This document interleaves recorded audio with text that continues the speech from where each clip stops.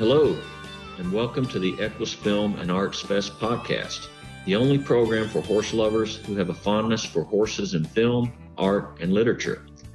Each week, we will have interesting conversations with equestrian filmmakers, artists, and authors from around the world, discussing the nature and challenges as well as the triumphs of creating their work. Ready to talk horses and film and the arts? Here's your host, Julianne Neal, along with Lisa Dearson, festival founder and director.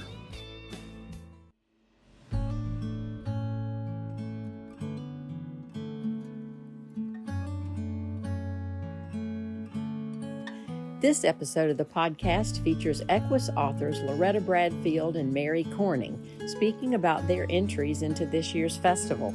We'll start with Loretta in a conversation about her screenplay, Heartbeat of a DrumHorse.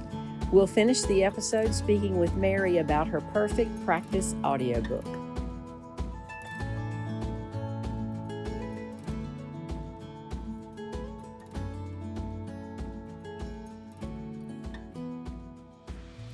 So welcome back, everybody. I'm Julianne Neal with JA Media Productions and the Equus Film and Arts Fest, and I'm really excited about our next caller because for several reasons, but I'll introduce her first.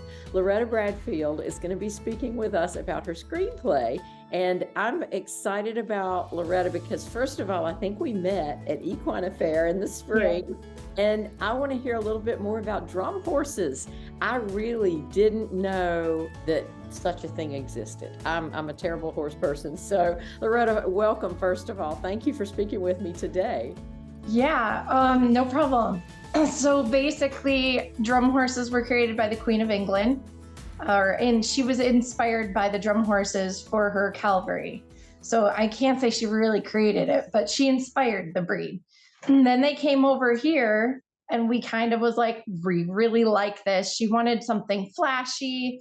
It had to hold the kettle drums and still be heavy enough to handle 400 pounds. I believe it's 200 pounds per drum.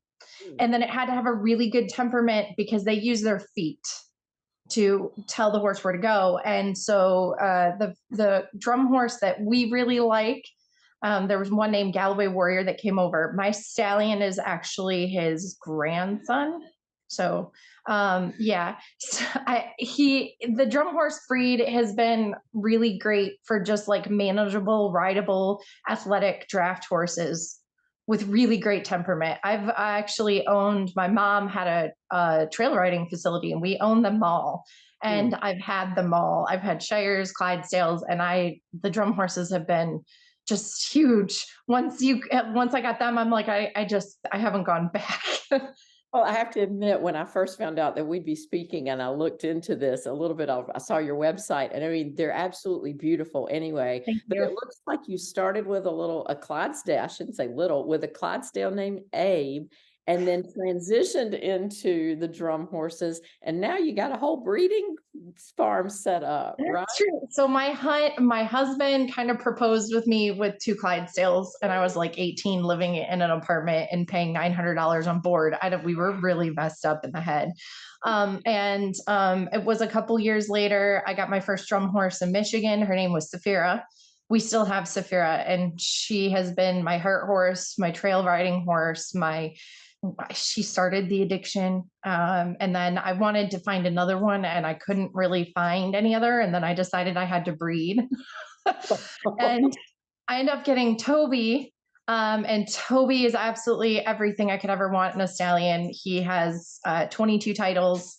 He has 2 world, end of year, which is like our world, overall high point. And he's also done 2 Hallmark movies, and I'm hoping that this one gets picked up to it's 50-50 right now. So that's fantastic. Well, so yeah, let's transition from riding into your writing, which is why we're here today. So yeah, how did that whole process start? I mean, you're a horse girl, obviously, but were you always a rider? No. I had no formal training, no lessons. I worked as a groom for miniature horses. So 90% of my skills are on the ground, more cart in hand. And I jumped on a horse and just rode bareback till somebody told me no. Um, I have a wonderful trainer. Her name is Jewel Gainsley. With her, she is fabulous. She's taught me and my family everything I know. And working with her has been amazing. As far as my skill sets, I'm an artist and I published, probably worked on countless books. I'm over 50. And I illustrate and I do artwork, and I became known as a melted crayon artist in a past life. So working on the screenplay was more of it's something new. I've never done a screenplay. I've done like novels, children's books. I've done a lot of other things, but I was really motivated because there aren't that many breeding movies. The babies would hit the ground and then they'd magically poof, they'd be 5 years old. And it kind of drove me nuts because even horse people, like who are buying and riding these horses, have no idea what it takes to go. Like, I can't buy a foal because they're, I don't, it's just the fear of the unknown. So I really realized that there was like, this could be something that really needed education. And we had a wonderful story with Toby because he ended up just being so unique. So my whole idea was, when I went into this, I love Budweiser commercials with the baby Clydesdales and I could watch them all day. And I'm like, why is it only 10 minutes long? I want an entire movie. Thing. And Yes. so I want my screenplay to have the heart of a Budweiser Clydesdale commercial, the laughs of Dirty Jobs with Mike Rowe, and then a little bit of just the reality of breeding, like the reality of the hardships, the heartbreak, the everything that goes into. I mean, my favorite scene in it is the one called Stallion Cheese, and it's the whole idea of us dealing with the fact that I'm like terrified of just dealing with that whole, and like nobody knew about that, and I'm like, no, it should be in a movie. Like, I want people to understand like all the work that goes into it. It's not just the babies, it's the stallion, it's the babies, it's the mares, it's dealing with people. So I mean, at the end of the movie, there's a part in the screenplay where he gets turned away from barrel racing, and we had the cops basically met us at the gate, and we were supposed to barrel race, and the guy goes, "You are not at the right place." And I looked at him and I said, "Excuse me, but you need to get in that arena and watch him turn and burn, then give me some talk about foul or not." And he came back and he talked to us about breeding his horse for a mounted police officer right after. That's fantastic, because these horses can do so many different things. I mean, Well, so the draft horse breeds have been bred mainly for carriage for so long. They have the shoulders built for it. They have the rear ends for it. And so to have a breed, I mean, I guess the next closest would be like halflingers are kind of a draftier breed, gypsies, but they're still technically under 16 hands. So ideally for my breeding program, I stick to the 16 to 16.3. That's my goal. There are bigger breeders out there that will hit the 17 to 18 mark, but my goal is to have an overall riding draft horse. So he's built, I'm picking and choosing, which is very difficult to find the right draft horses to get the traits that I want to be able to be balanced and controlled under saddle. wow. Well, and you mentioned that whole process of getting the screenplay accepted and I don't even know the right wording, get it out there as a movie. What are your next steps? Where are you in that process, and what's happening? Well, I'm hoping that the director who picked up the other two movies picks it up. He had mentioned it before. With the strike and everything, it kind of got dicey there for a minute because you don't know what's going on. And I am just sitting here and waiting. I'm definitely still looking to see what comes my way. I think this movie would be absolutely fabulous. We have 5 foals hitting the ground next year, and we will gladly pony them up for the movie. And I don't think there's anyone who would be like, no, I don't want to watch an entire movie full of beautiful baby horses. Yeah, for best of both worlds for an audience person, because you know what you're talking about, and like you said, all of that nitty gritty that might not be shown in a Hallmark movie. Well, there was one of the funnier things that happened to us that I put in there is we had animal control called on us, and they said that there was an emaciated pony in the front yard. It was a 2-day-old baby draft horse. Oh, wow. And I just laughed because I'm like, an emaciated pony, huh? Okay. And then I'm like, here's your emaciated pony. I mean, yeah, it looks skinny, but it's only been out of the womb for like 2 hours. Like, so I mean, like, Yeah. it's so much of like people not understanding, which is part of why I think a movie like this is so important, because, maybe you'll see that and not think it's an emaciated pony next time. Exactly. Well, and Pebbles Turbeville, who is the director of Horses and Humans Research Foundation, has a thing out right now where you have to put money in a jar every time you see something in a film or on TV or whatever that's horse related that's wrong. And so I think there are a lot of quarters or whatever going into her There, jar. I But think it was it the second movie? My daughter was a stunt rider in the movie because she looked just like the actress. And then my littlest daughter and my son were on the set, and they had my son doing the little scene, whatever. He was like 5, barely able to say it. And that entertained him for a little bit. But my middle daughter, who is 9, was literally quality control. And she would stop. She'd just sit here and be like, excuse me. Yeah, that is a bridle, not a collar. That collars are for dogs. There was another point in the movie. This is why part of the reason I started writing the script, because there was another point in the movie where they're like, okay, well, we need to put the horses in their pen. And my daughter goes, no, that's a stall. Like, it was one of those things where we were just sitting there like she was the the equestrian knowledge on and like the director was entertained by her, and he's like, okay, well, is this what it's called? And I was laughing, so funny. oh, wow. Well, I wish you all the best, and I hope we're getting her back in to be the quality control for your film next. So, Oh, I mean, I would 100% love to see this movie picked up and the screenplay made. And I think that drum horses are rare. Then you've got baby horses in movies are rare. And I think there's a whole bunch of things that haven't been done. And a lot of equestrian movies have done the same thing over and over again, like traumatic woman lost, death in the family, horse saves farm. Like, it's exactly. so many cliche things. And I'm like, this doesn't have any of that in it. It's fun. It's family, which you don't see a lot of, like a full like nowadays. It's so rare to see the traditional like parents and the kid in the family.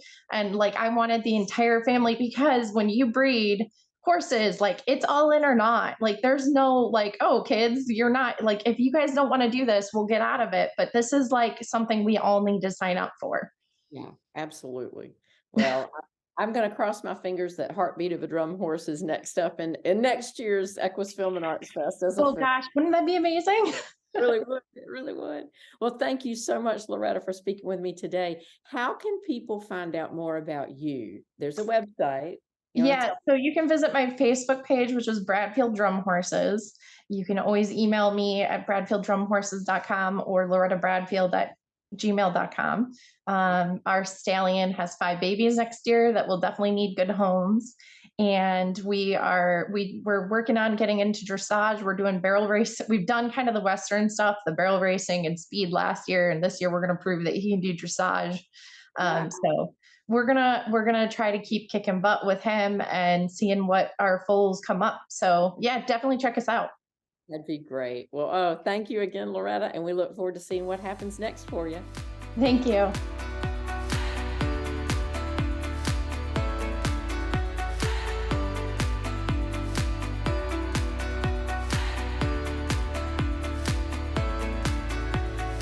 So excited to have just a few minutes to sit down and speak with Mary Corning. We were actually speaking about last year's film festival, but I'm so excited that you were able to submit an audiobook this year, Mary. Perfect practice. So thank you for speaking with me today. Oh, thank you so much. We're really excited about the audiobook. And I'm an audiobook lover because I'm in the car all the time. And Yes. so I do want to talk a little bit about that. How did you know when you were creating that you were going to also go the audio route, or was that just something that came about later? I always wanted it on audio, and I wanted to read it because it's my stories and and very emotional, impactful stories. So I thought nobody else could read it. So when we first published the print book about 3 years ago or so, we checked into it, and it was just insane, phenomenally expensive in the studio and time, and we were so, you know, enmeshed in the publication of the print that we just set it aside. And I was actually on a podcast, an equestrian podcast, real great guy. In fact, actually, she is part of Equus, I think. Okay. But Carly Cade's yes. Yeah. And one of the sound engineer heard the podcast, and, you know, almost 4 years later, reached out to us and said, I would really love to record that book. And we weren't even looking. And this guy is so great. I hired him in 5 minutes. I said, you're on. Well, let's do it. And then I got COVID, and in the middle of the recording, I got that cough that, you know, you're just sitting there all fine, and then it just flares up. So so it was an interesting winter and spring time of recording, and we're so proud of it. You should be. Really fun. So well, I mean, the book, the content is just so powerful in and of itself, but then the book is so beautifully done. And you're right, especially for something like this, these bits of wisdom needed to come through your voice, because you, as a listener, you feel like this is somebody I know, this is my friend, you know. It meant so much to hear it from you. So I'm glad that is the feedback we're getting, and especially even from big fans of the print version or the Kindle. It's on Kindle too, but is that when they heard it, it just brought it home, and we're getting a lot of good feedback that it. And if I'm not your friend when you start reading or listening to it, I will be when we're done, because you'll know me intimately, you know. But more importantly, I think more importantly than me is you'll know yourself more intimately, because I think that is really the basis and the meaning of the book, is to illustrate how real struggles, some of them were struggles, some of them were blessings, but, you know, and every point in between, and especially with the horse, you know, and that deep bond that brings us to this place that isn't anywhere else. It's an organic nature. I call it essential nature. And so, you know, when we can relate to one another's stories, and then I add the wisdom piece, then you can have that aha moment, and then it's your aha moment. And a great friend of mine and a great teacher said, you know, we want to give the experience. I don't want to tell somebody what to do. I want them to resonate with it so that it can become empirical knowledge and a way of life rather than an intellectual belief. That's it in a nutshell. Well, I wasn't sure whether to expect the practical side of to-dos and don't do's or whatever, or the wisdom part of it, but it's life lessons. And there was this morning I was talking with somebody. I just listened to the part where you're going into it's not selfish to practice self-care. And you know that the last chapter is one of my favorites. Yes. And we had that whole conversation of you can take care of yourself and not feel bad about that. And so I was like, and not only I have goosebumps again, because not only can you not have to feel bad about it, but truly, when you just slow down a minute and you think about it, and we're in a relationship with our beloveds and with our horses, our animals, our homes, our careers, we're in a relationship. So if we don't take care of ourselves, then what are we offering to the relationship? We're offering a compromised commodity. You know, we're trying to be something, and boy, that just never settled for me. That's really the basis too of the book, is that I just wouldn't settle. That's why it's named Perfect Practice. People ask me that a lot. Why is it named Perfect Practice? Because if we practice not being ourselves in this case, or being dysfunctional which I was professional at being dysfunctional. I mean, I Mhm. was very successful. Nobody knew I was dysfunctional. I had it going on, Wow. But Yeah. then I realized that I was good at being dysfunctional and I wanted to be good at being effective. Mm-hmm. Well, And when I first heard that title, I used to say this to my theater students all the time. It's not practice makes perfect. It's perfect practice makes yeah, perfect. yeah, Because if we practice exactly. it the wrong way for 3 months, Yeah, showtime is going to be the wrong way. And so exactly that right. whole idea, I just It's a love the concept fundamental from you. message. I learned in publishing the book that was Vince Lombardi was the first to quote that. Yes. Because I had to look it up because I wanted to use it. And Uh-huh. I thought, who did I think said it first? But I was surprised. I didn't think it was Vince Vince Lombardi. Lombardi. Oh, he's a great man, Yes, yes. Yeah. Well, so what is your next project? Do you have anything on the horizon, or are you writing now? Is there anything going on? Yeah. Yeah. Well, I write constantly. All I the write time. every day. Yes. So I blog, and my blog really somehow it's just easy for me because I'm not technical at all. But I can post stuff on Facebook. I know how to do that. Yeah. So I post on Facebook, and then my husband is such a master webmaster that he miraculously, I put a video on YouTube, I post on Facebook, he grabs them and then puts them on our website.